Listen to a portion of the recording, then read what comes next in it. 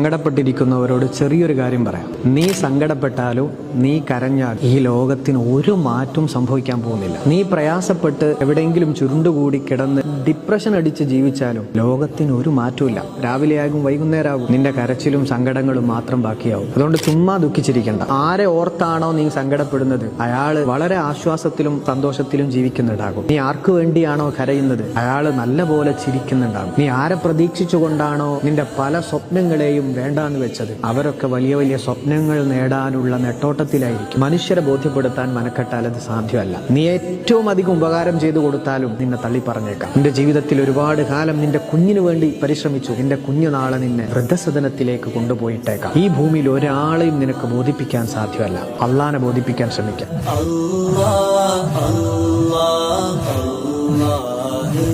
Allah